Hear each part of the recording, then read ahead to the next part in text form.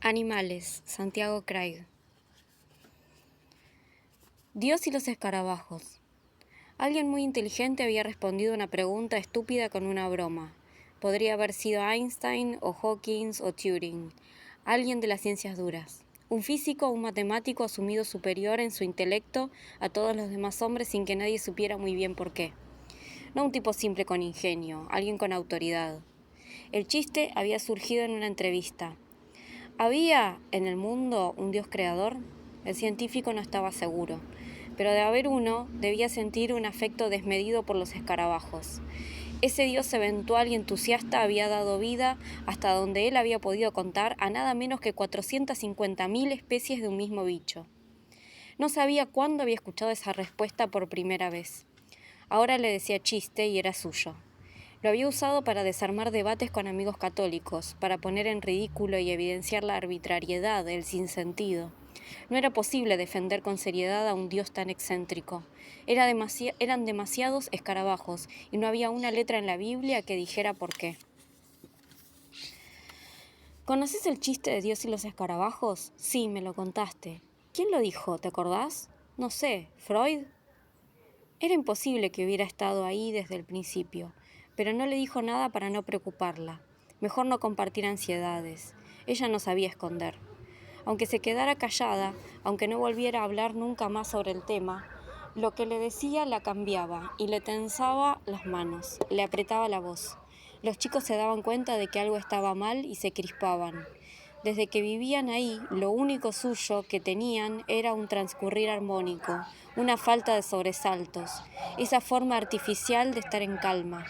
Por eso, más allá de que estuviera seguro, se guardó para él la preocupación y decidió que ya que habían aparecido, lo mejor era transformarlos en sorpresa.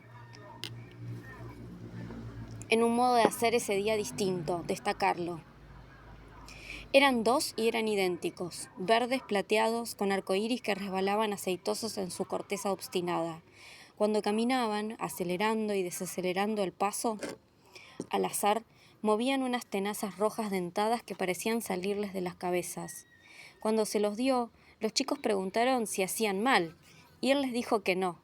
Contentos, les pusieron nombres, les armaron rampas y una casa y circuitos laberínticos. Los adoptaron. A la noche los guardaban en una caja de zapatos con agujeros. La habían llenado hasta la mitad con tierra de la huerta y a la madrugada, mientras los otros dormían, él los oía escarbar y arrastrarse. Les había dicho que estaban en el laboratorio, que ya no los necesitaba para las pruebas, que podían tener ese otro uso, menos fundamental. Pero lo cierto era otra cosa. No había forma de que hubieran estado ahí desde el principio. Había trabajado en el refugio 7 años. Apenas apagaron el primer incendio, lejos todavía, en otro continente, pero tan voraz para él, tan obvio en su desmesura. Había leído y había mirado videos, había tenido en cuenta normas de seguridad de gobiernos en 3 potencias y mundiales, de bases militares. Incluso había contratado a un ingeniero que con sus manos, en países que ahora eran restos pobres y olvidados de la Unión Soviética, había ensamblado cohetes para mandar perros al espacio, satélites que todavía orbitaban. Oscar, un exiliado que durante el día trabajaba de encargado de un edificio y que tenía tatuado en el antebrazo derecho el número de orden que le habían asignado en un gueto. Oscar le había aconsejado que para que no le quedaran dudas, antes de amueblar el refugio, de llenarlo con armarios y lámparas y camas rebatibles y frascos de conservas, lo inundara. Si el agua no salía, si duraba un día entero, iba a andar bien. Una vez seco, además, lo había probado con humo, había marcado con tiza cada perforación y la había tapado con una espuma impenetrable que disparaba una pistola marciana. No había quedado un solo agujero. Inquieto en la cama, pasaba la mano por la pared, la dejaba apoyada como tomándole el pulso al refugio, sosteniéndolo. ¿Estás bien? Sí. ¿Qué haces con las manos? Nada. Toco la pared, está fresca. Ella a veces pensaba en qué estaría pasando afuera. Soñaba con el cielo. Siempre era anaranjado, siempre estaba limpio, sin edificios, sin árboles, sin nubes, sin nada más. Él, recién ahora, después de 4 meses, podía dormir bien, aunque sin sueños, un descanso vacío que lo iba llevando de un día hasta el otro. No había margen de error. A Oscar le había dicho: error, desastre. Él ya sabía. El descuido era el camino más común a la desgracia. Era su obligación levantar la cabeza entre las otras, despejar la niebla, el ruido y mirar, estar atento a lo cierto. Por eso, buscó qué hacer cuando no había qué hacer. Por eso, eludiendo acusaciones de exageración y de paranoia, preguntó, aprendió, hizo lo que hizo. Un refugio, un hogar. Ese espacio que había construido para que ellos estén. El mundo después del mundo. ¿Podía crecer un bicho de la nada? ¿Podía nada más aparecer? Había escuchado historias de gusanos y moscas que nacían en las frutas, plantas o abono en donde se gestaban de la nada vidas elementales. Pero los escarabajos eran sólidos, eran complejos. No podían haber nacido así nomás en la huerta o los canteros. Vivían en el futuro, en lo que siempre para él, para ella, había sido una forma posible pero lejana del mundo. Podía admitir como verdaderas cosas que antes le hubieran parecido invenciones y juegos, ciencia ficción. No es tan raro. ¿Qué? Que el mundo pueda ser lo que el mundo quiera. Puede ser, puede. Que el mundo pueda hacer lo que el mundo quiera. Puede ser, puede. Con los días, los chicos fueron perdiendo el interés. Los escarabajos quedaron sueltos y sin más atención que la que solía dárseles en el mundo anterior, a los peces o a los lagartos domésticos. Raciones de comida, miradas eventuales. Él, al contrario, seguía atento, no descansaba. Los bichos eran una herida abierta que se sobaba con culpa y con insomnio. Disimulaba para que no hubiera disturbio, para evitar el conflicto. Se habían ido borrando las diferencias desde que eran ellos o nada. Antes de bajar al refugio no estaban bien. Los estaba aplastando la rutina, la inercia del afecto automático, ese remolino de asuntos molestos que era la adultez.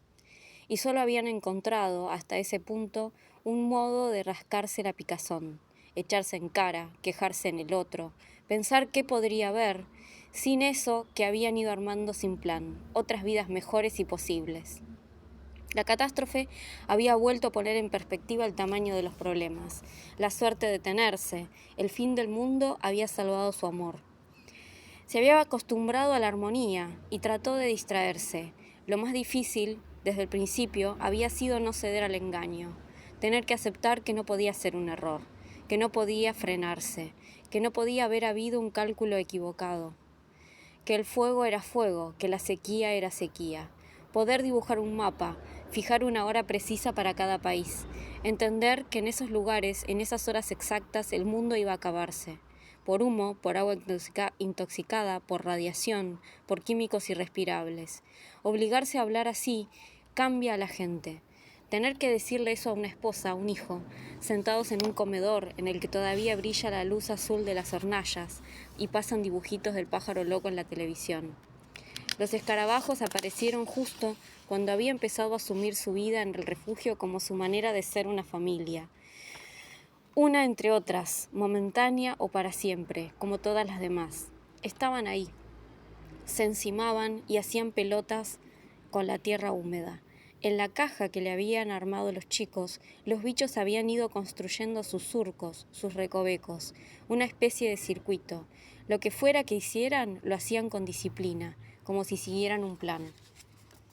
Trató de no mirar, de concentrarse en sus tareas, de tachar en las planillas de control y responsabilidades las ocupaciones de todos. Habían inventado un orden, a eso se apegaba.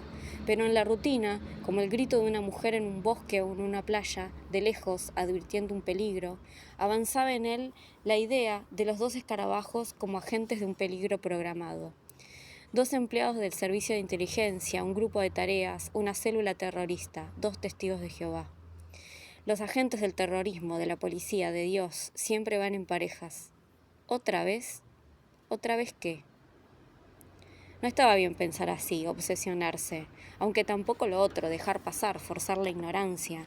El punto medio era obvio, pero necesitaba mentir, escabullirse, romper normas que había escrito y prometido, que se había hecho jurar hasta la ridiculez de las lágrimas. Caminó 6 días descalzo, fue bajando gradualmente la dosis de mermelada en el desayuno. Llegó incluso a reducir y desfigurar en las lecciones de los chicos párrafos enteros por inconducentes, donde decía: los dinosaurios son un grupo de saurópsidos que aparecieron durante el período Triásico. Él leía: hubo en el mundo muchas bestias enormes. No remarcaba las fechas, no mencionaba los nombres. Le alcanzaba con decir que hacía un tiempo alguien había peleado con alguien, había fundado una ciudad, nombrado un río, inventado una vacuna. Les aseguraba que era importante aprender a calcular, pero no a contar. Las proporciones en un mundo como el suyo tenían más sentido que las secuencias. Los chicos no se lo decían directamente, pero lo notaban raro. Había dejado de afeitarse. ¿Qué te pasa? ¿Con qué? Con el pelo, con la voz, con lo que haces, con tu desgano. Los chicos preguntan. No pasa nada. Y no pasaba, decía la verdad. No podía haber contestado otra cosa, porque transcurridos los días, lo más urgente de sus preocupaciones se había ido.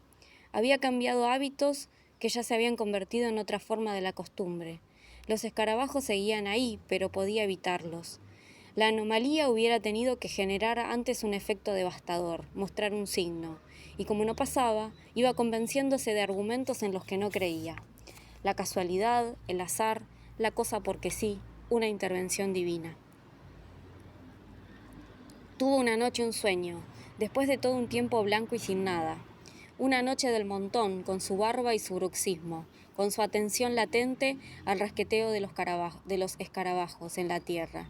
Dormido, pudo ver un horizonte sereno, un barrio bajo desde cierta altura, algún lugar de su infancia. En el sueño habló una voz. Mientras la escuchaban, sabían, el que dormía y el que soñaba, que era una voz que estaban inventando y que además era la voz de Dios. No le hablaba a él ni al dormido ni al del sueño, mantenía con alguien en otra parte inaccesible una conversación. Sonaba la voz como si estuvieran charlando en el comedor de una casa de verano, entre coníferas, cerca del mar. Al que escuchaba, la voz inventada de Dios le decía que nunca habían contado bien. No era esa la cantidad de escarabajos, ni tampoco ninguna otra. Decía que era un número imposible de contar, ni más ni menos. Decía que saliera a ver. A lo que no era una orden, apenas despierto, obedeció. Olvidado de todo lo que hasta ahí era ley, caminó sin ruido al pasillo y después destrabó puertas blindadas.